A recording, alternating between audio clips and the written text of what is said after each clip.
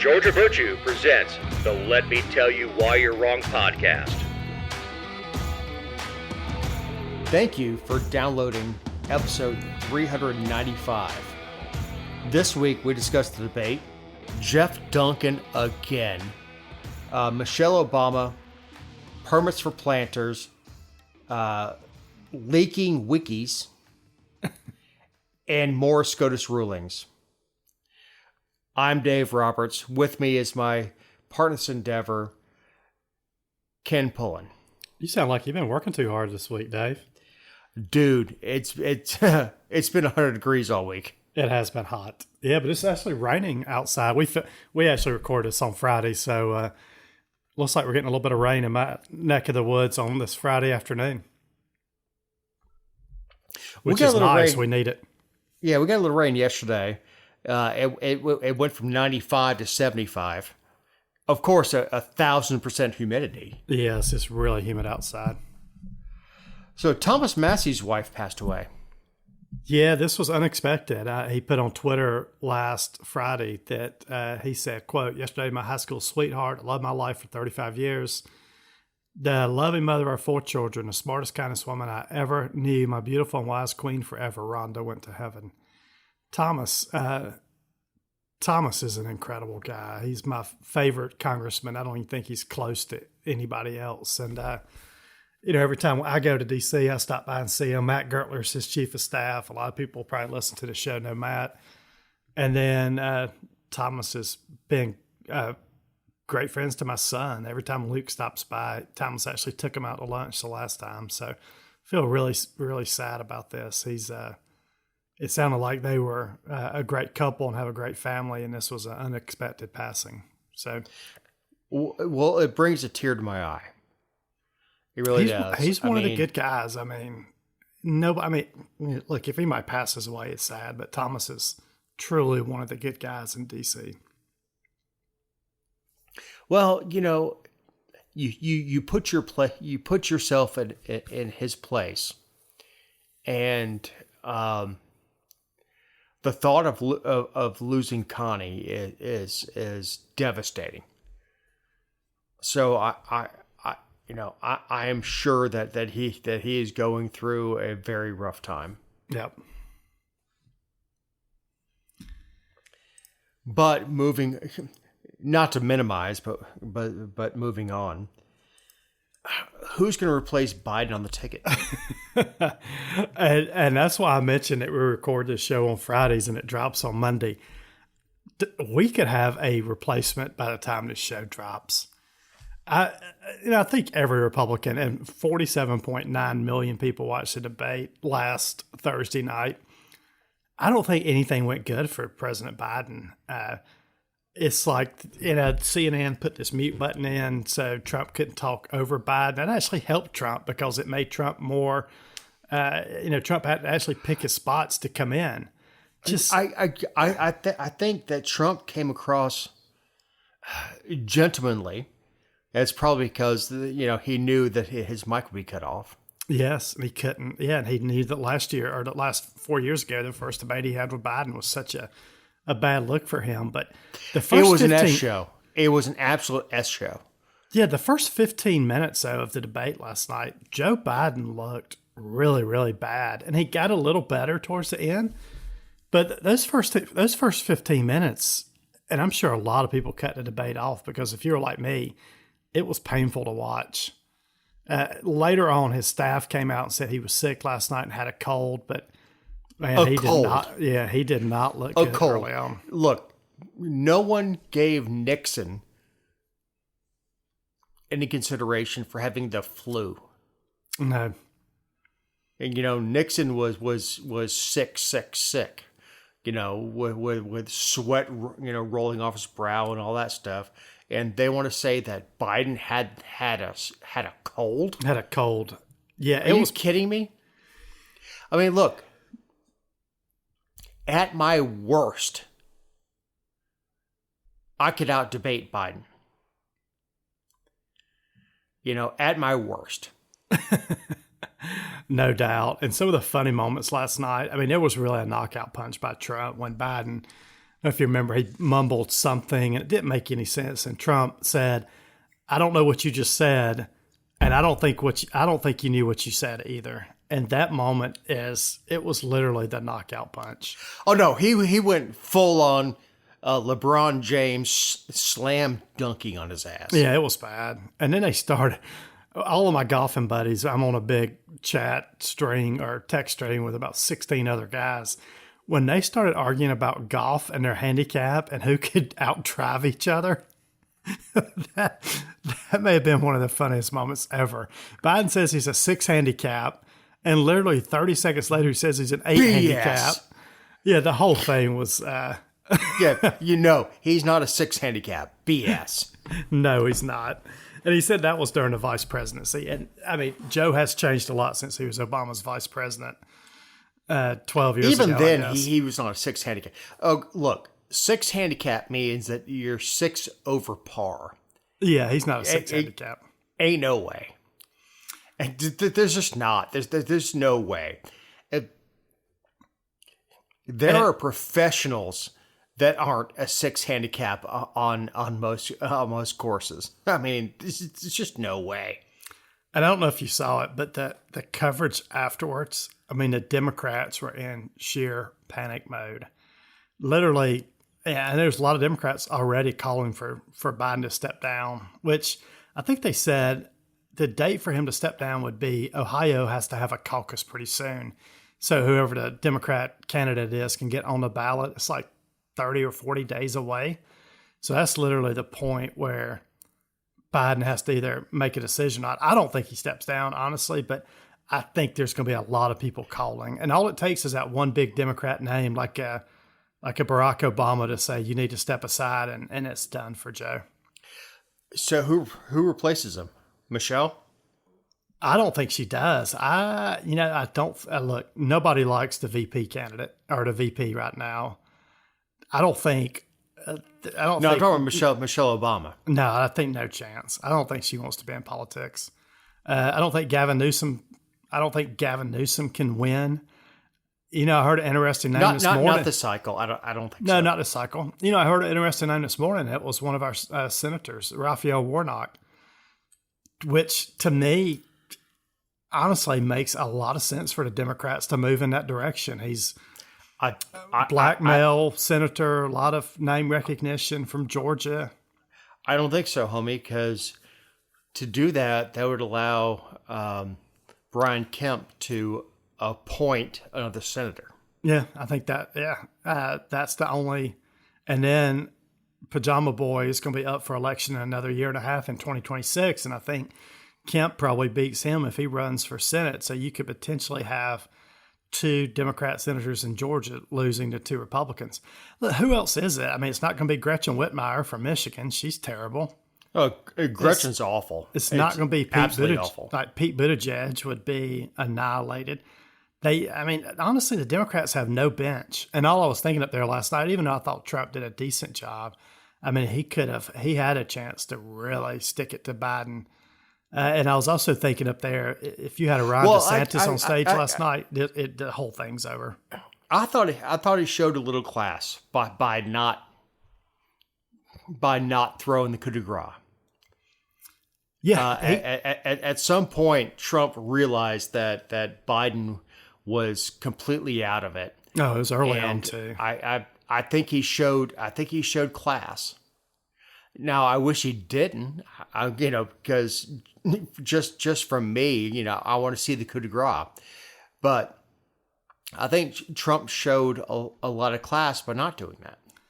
Joe Manchin just became an independent candidate. He's a senator from West Virginia. Joe Manchin would be a very compelling Democrat to put on a ticket because he's very moderate, which I think is what a lot of people are wanting at the moment. They want somebody that's going to come in there and not be hard left or hard right, which Trump's not hard right. But, I think Raphael Warnock, even though the Senate, like you said, would flip, but Joe Manchin would be a really good candidate for the Democrats to put up. I don't see how Biden makes it. I really don't. So, or maybe the Democrats just sit back, understand they're about to lose this election, but they still have control of the Senate, and potentially the House next year, and they just sit back and wait Well, for 4 more years. that's the thing about taking Warnock is they wouldn't have the Senate anymore. Yeah. Maybe they just sit back and give up on this. You know, politics is a long game for these guys. They're still going to have, all the fourth branch of government in D.C., which is all the bureaucrats. They're all heavily Democrats. So even if you get a Republican in, the institution is liberal at its core. So maybe that's what they do. So we have Geoff Duncan and Adam Kinzinger. Yeah, this was embarrassing, wasn't it?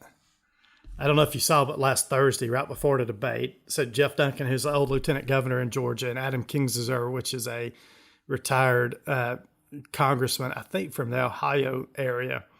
They had a press conference in the Georgia Capitol and endorsed President Joe Biden. Duncan needs to speak less. Look, I get why he's mad at Trump, but you can also go away quiet and not have to endorse somebody like Joe Biden, who, look, everybody that knows Geoff Duncan when he was in the Georgia House and even lieutenant governor for 4 years knew him as a conservative guy. He was very, very conservative in the House. He was, top 5 or 10 conservatives up there. But for him to go this is all about revenge at this point against President Trump. It has nothing to do with Biden's policies. This is about revenge against Trump and making sure that Trump loses. And it's embarrassing for Duncan to do this. What is wrong with him? I don't know. It's all about winning, I guess. And honestly, that's all it can be. What is wrong with his head? I don't know, because Geoff is not a bad guy. He just is so intent on destroying Trump that he can't think about anything else. Dude, I don't get it. Look, the best thing he could do is shut up. I know. Just quit. Just shut up. Well, and look, if he would have went out after serving 4 years as lieutenant governor, and he would have, worked in the background, kept supporting conservatives, kept, lobbying for conservatives and trying to get conservative legislators to win, he could have had a future in Georgia politics. The guy could have run for he could have run for governor next year or in 2026, could have run for Senate in 2026. But he's absolutely killed his political future by doing this. Well, I've heard stories about him that are not good. Racist comments he's made and things like that I've heard from inside the Capitol. But I don't understand. Yeah, I don't understand why you would endorse a Democrat which believes exactly opposite of everything that you did while you were serving in the Georgia House and as lieutenant governor. That's what just doesn't make sense. Just sit back, wait for your turn again, but don't endorse the Democrat opponent who disagrees with you on everything. Yeah, I don't get it. All right, so Michelle Obama. Yeah, this was funny. So she came out last week and said she's not campaigning for President Biden. And I don't know if you've kind of sensed this over the last few years, but she has never really liked Biden. But what she's upset about is she's really expressed frustration over how the Biden family exiled her close friend, Kathleen. Her last name is Buhle, so Buell, I guess, after she divorced from Hunter Biden. So Michelle Obama's best friends were Hunter Biden's ex-wife. Michelle Obama's mad because of how the Biden family has treated her. So she's basically saying, I'm not going out and campaigning for Biden for the rest of the year. I am done. And if you know Michelle Obama, she's still got a big voice. She's got a big platform. She could really get out and help Biden, and she's not going to do it. She's going to sit on the sidelines.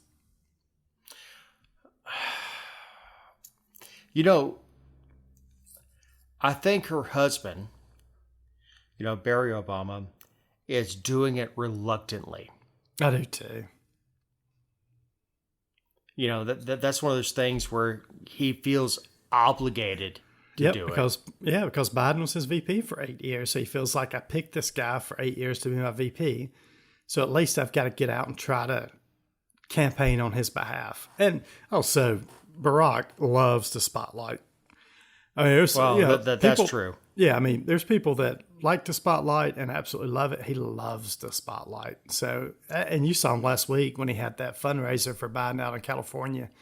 This is, he did his song and dance, and he literally had to pull Biden off the stage because Biden had one of those moments where he froze again. Yeah, I mean, he froze again. He's just standing there and he freezes, and Biden has to pull him off. So, yeah, but Barack loves the spotlight. I think he'll stay out there in support of Biden, but you're not going to see his wife, Michael, support Obama or support Biden. Sorry, I call Michelle Michael. I'm going to leave that one alone. Apologies for that. Yeah, I'm going to leave that one alone. Look, she's always been independent. I truly believe that Barack is doing it purely out of loyalty to the Republican Party, or I'm sorry, Democratic Party. Yep. And I think she's sitting this one out. Yeah, I do too. I don't know how anybody's getting excited over Biden after last week's debate performance. You saw that on Friday, Josh McLaurin, who is your favorite state senator from the North Atlanta area, did a press conference with your other girl, Stacey Abrams, talking about how they still supported Biden, they were still behind Biden, and Trump was a narcissist and authoritarian guy. It's sad, right? But maybe Stacey Abrams sees an end here, and that's what she's trying to do. Maybe she's going to stick her nose back in the political arena. Be a bad idea. Oh, it definitely would.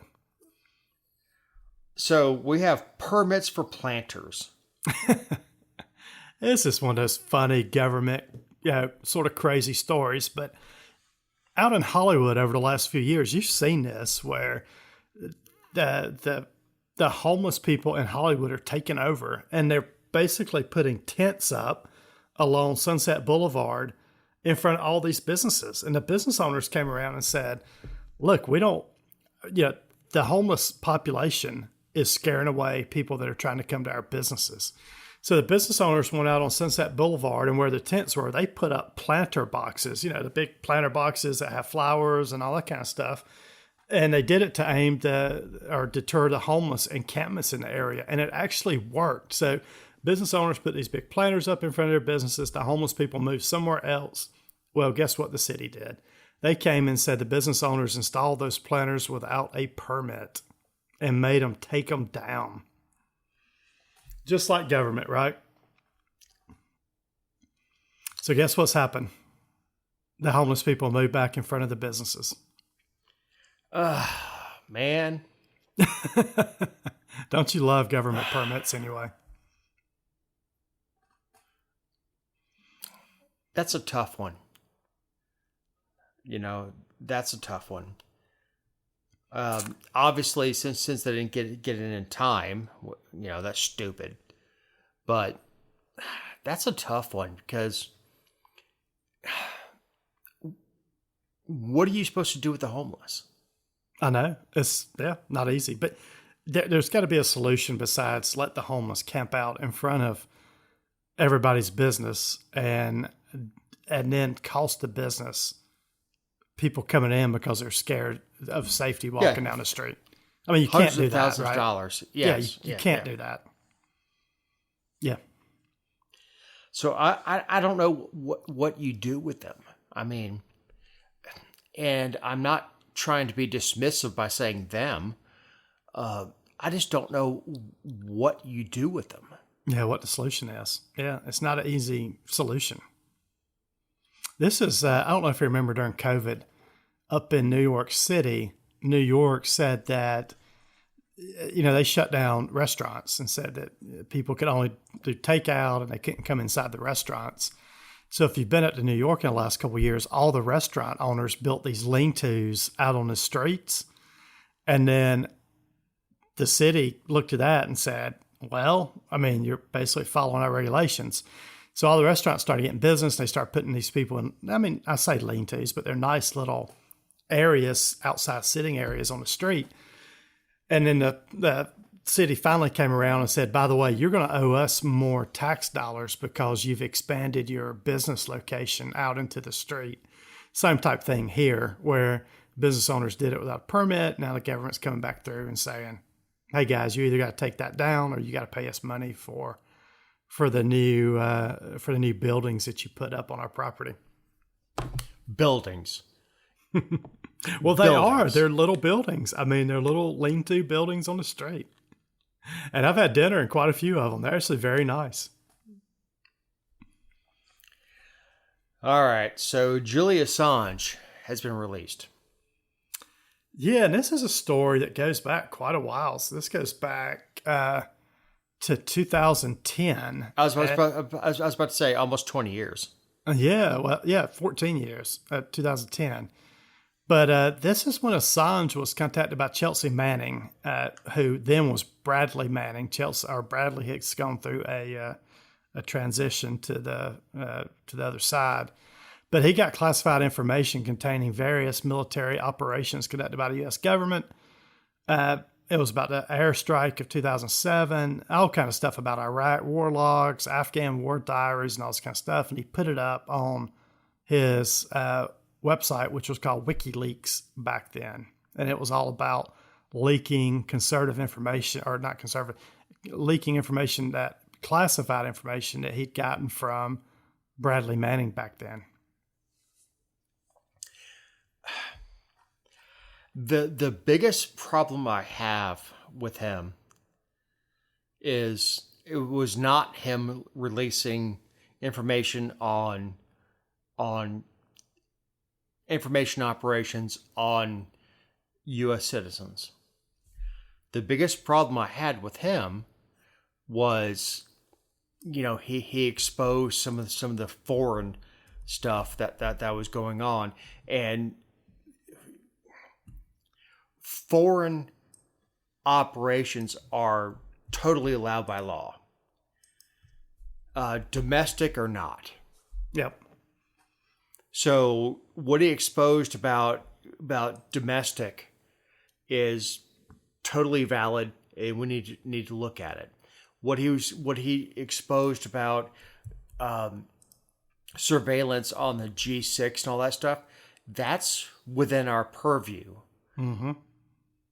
So that's the biggest thing I have about that. But Julian Assange didn't do any of that.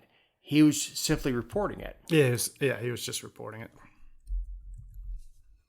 Yeah, so I can't remember where all he was at, but he's also accused of sexual assault at a certain point. He was charged with espionage. Well, no, act. he's creepy as hell. Yeah, he is creepy. I saw the video of him trying to dance up against a girl and all that stuff in a club. Dude's creepy as hell. Yep. Yeah, so he's Australian too. So last week, he was released from a high security prison in London on Monday afternoon, and he'd already boarded his private jet to leave the United Kingdom before he knew about this U.S. agreement with the U.S. government. This took a lot of people.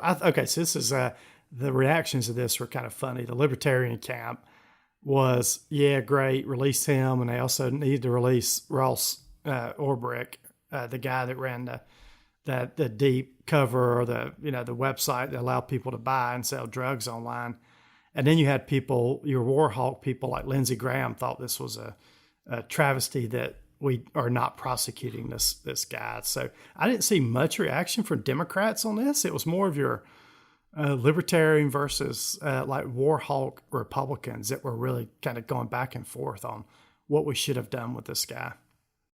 So this is a good time to remind you these are our opinions, not those of anyone not on the show or any respective company for which we may work, own, or otherwise associate ourselves with on a regular or irregular basis. Also, you can find other episodes and relevant stories over thegeorgiavirtue.com. Kenny, you got the mule. The country of Denmark is the mule this week. I don't know if you saw this, but they introduced the world's first emissions tax on agriculture from 2030, requiring farmers to pay for greenhouse gases released by their cows, sheep, and pig. So the Danish government said their aim is to lower greenhouse gas emission by 70% by 2030. And by taxing these emissions, these belches by cows, they think that's going to help them get more climate neutral by 2045. So what this means is livestock farmers will be taxed $43 per ton of carbon dioxide equivalent in 2030. Tax will increase to $108 by 2035. So basically, I don't know how they're figuring out what the tax is, but the number of cow, they say for every cow that they have, it releases so much gaseous substance into the world. So these farmers are going to have to pay a tax on that, which is somehow going to get them, which is going to lower their greenhouse gas emissions. I don't know how this works out. But anyway, I think it's just taxing people.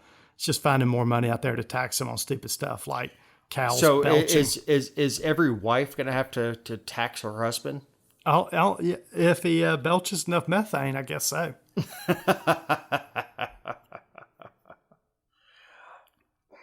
I don't know, man. That one seems odd. Very odd. All right, so SCOTUS this week. Yeah, SCOTUS was wide open this week. So at the end of June is the end of the second quarter.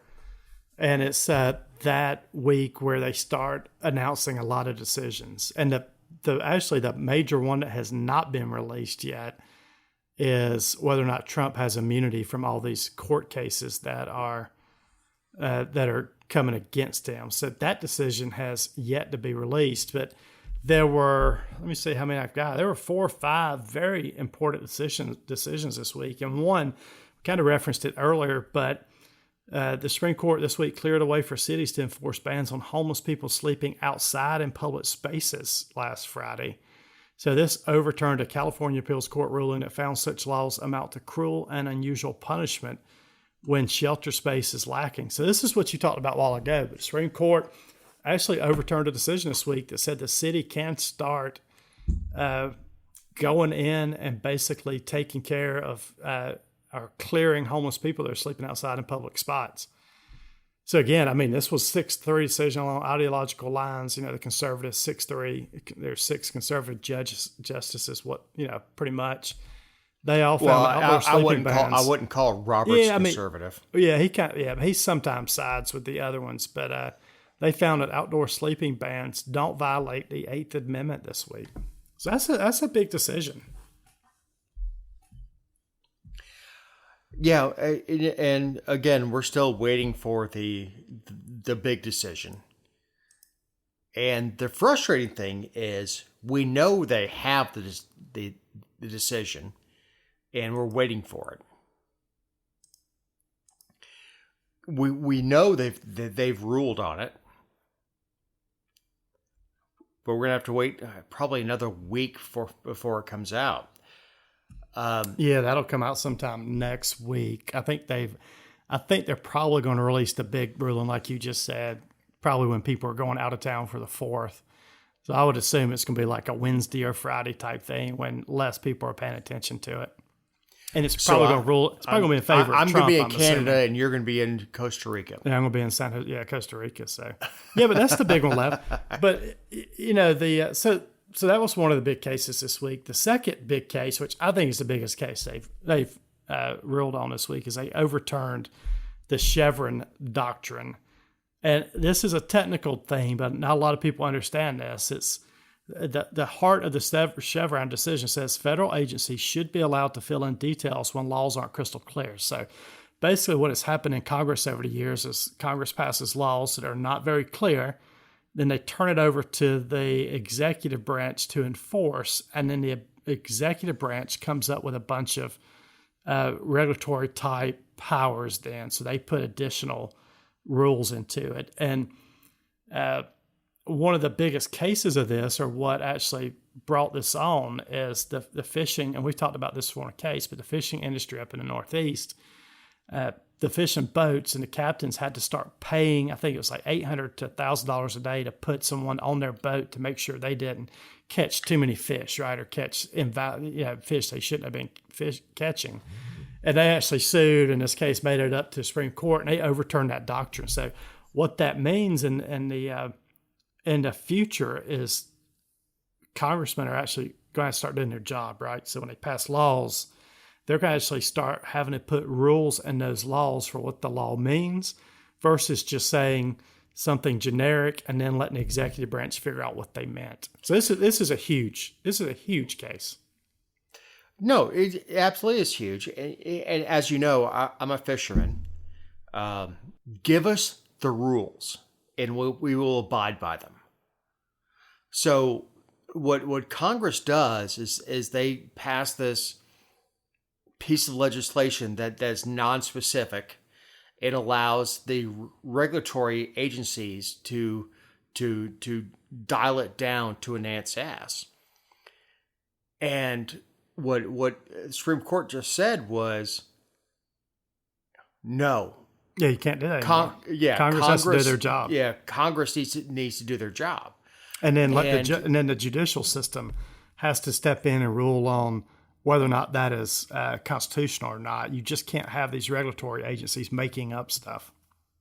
But that goes way wider than fishing. Oh, 100%. This is going to have a huge EPA. Yeah, this is going to be EPA. That applies to EPA, to guns, to everything else. Oh, 100%. That ruling is huge. Yes. So no longer can the ATF can make rules that, Congress has to define the laws around buying guns or transferring guns or any of that kind of stuff. ATF just can't make up rules around that stuff. So, yeah, this is a great ruling. And this was a 6-3 decision again. I know that's surprising.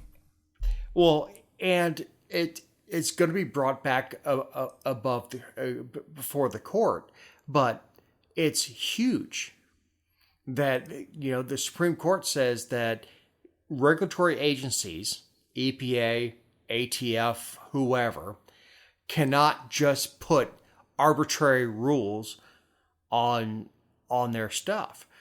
Is that it has to be approved by Congress. Yep. And I don't think that Congress is, or I don't think the court is at a line on that. Yep. What they're saying is we do not legislate from the bench, and you do not legislate through the executive branch. Yep. Exactly. So this is good. This is a great ruling. Good for the Supreme Court on that. And honestly, I don't know how there were 3 dissenters on this. It should have been a 9-0 ruling. Well, man, I don't understand how anybody of principle sitting in that court could look at this. And again, a person of principle could look at this and say, oh, yes, the executive agencies should be able to do this. Yep, I agree. So we have SCOTUS rules in favor of the January 6th. Participant. So yeah, this case stemmed from a lawsuit filed by Joseph Fisher. He was one of more than 300 people charged by the Justice Department with obstruction of an official proceeding in the January 6, 2021 riot. His lawyers argue that the federal It was not a riot, but go ahead. Yeah, I'm just reading this off the notes. Yeah, I know that. No, I get it. Yes, I got you. His lawyers argue that the federal statute should not apply, and it only had ever been applied to evidence tampering cases. So they tried to convict him up under the statute that said that imposed criminal liability on anyone who corruptly alters, destroys, mutilates, or conceals a record, document, or other object.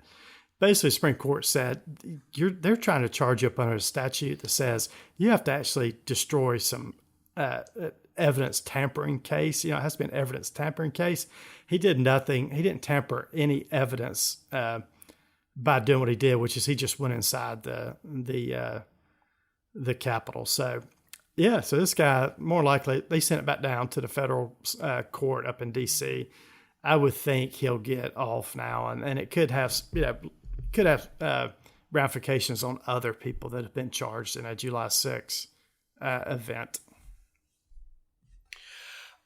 You know,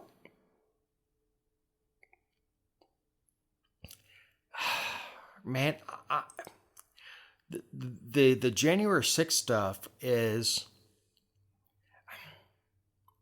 there were no laws broken that I know of. They were welcomed in by the security. Right. And look, the dude with the buffalo hat, yeah, I mean, yeah, that's a big extreme. But I don't think that it rose to the point of being insurrection. So I think this is a good ruling. Yeah, I do. I think this is a good ruling. I mean, we talk about how cases sometimes are charged, they're overcharging or or don't charge correctly. This was another one of those where the Justice Department did not charge this guy. They found something or found a statute and charged this guy for a statute, and it doesn't make sense. So good thing it's got overturned. Yeah, I mean, I think it's good. It's a good ruling, and this court has been issuing some very good rulings. They have. This has been a really good term if you're more of a conservative leaning person or a constitutional leaning person, I would say, that believes in the Constitution. I think that's the better way of putting it, is constitutionally leaning. Yeah, right, exactly. Yeah, if you believe in the Constitution, this is a good session for the Supreme Court. So the White House can still coordinate with social media. Yeah, so this ruling actually went against. So not every ruling goes for the more conservative-leaning justices. And this was sort of a technicality ruling, but last Wednesday they said that the White House and federal agencies such as the FBI may continue to urge social media platforms to take down content if the government views that content as misinformation. So they handled the Biden administration a technical, election year victory.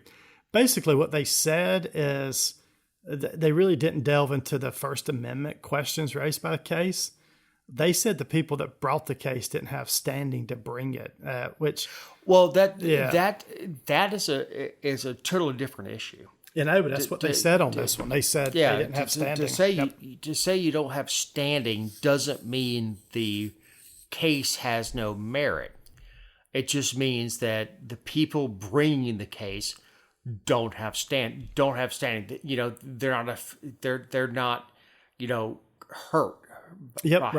By this. And so it doesn't mean that it's wrong.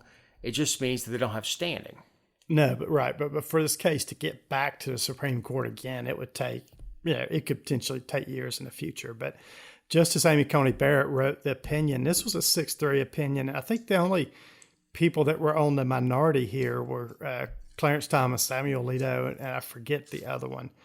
But she said to establish standing, the plaintiffs must demonstrate a substantial risk that in the near future they will suffer an injury that is traceable to a government defendant and redressable by the injunction they seek.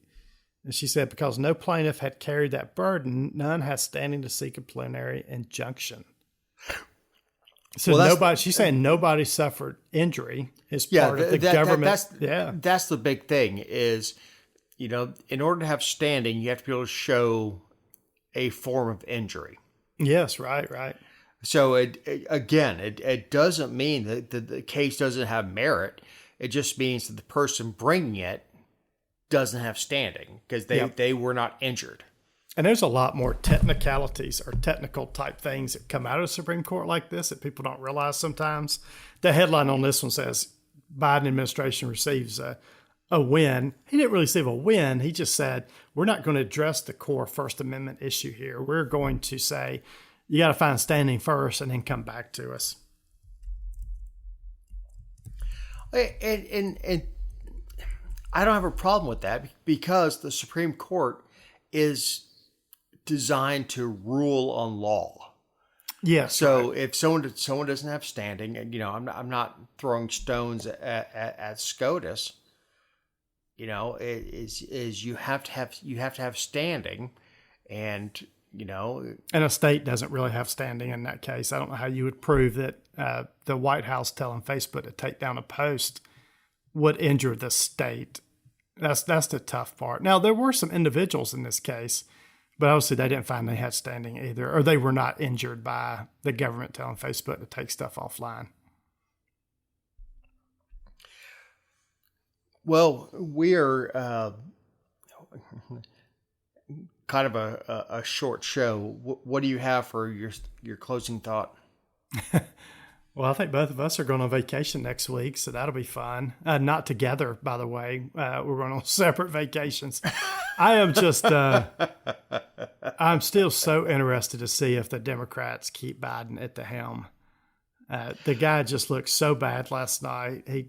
Trump looked a lot more spirited. He looked a lot more in control of what he was saying, and Biden just looked terrible. So it's going to be so interesting to see if they group together and somebody steps forward with enough gravitas to tell Biden he needs to step away from the office. Yeah, but who would that be? I think it's not going to be Newsom. I think it has to be Obama. I think Obama's the only one that can do it. He's the only one that's got enough power. He can't run again. No, but he can look out for the party, the Democrat Party, and he can take Biden aside and say, you need to step down. I think he's the only one that Biden would listen to. I don't think he would listen to a Clinton. And obviously Kamala, he's not going to listen to his VP on that to tell him to step aside. I think it has to be Obama. And all it takes is Obama to come out and say something, and he's done. All Obama would have to do is come out and just issue a statement that he needs to step aside, and he'd have to. Probably so, but playing kingmaker. I really don't know who they would replace him with. I know it's tough. You know, we kind of joked about Michelle, but you know, Obama can't do it. Man, I don't know who they would replace him with. Yeah, I don't either, but we'll see. I mean, it could happen at any point because he just does not look good. No, he looked horrible last week. Absolutely horrible. I mean, I'm not being flippant. I'm not being insulting, but he really looked bad last week. Yep. My closing thought is, if you like what you heard, please like us and share us on the socials. Inflict us on your enemies and share us with your friends. On behalf of Eric Cumby, our editor, Ken Pullen, I'm Dave Roberts. Have a great week.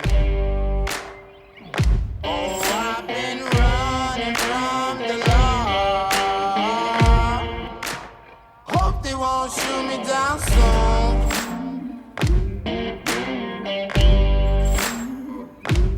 They sing on a sleepless night.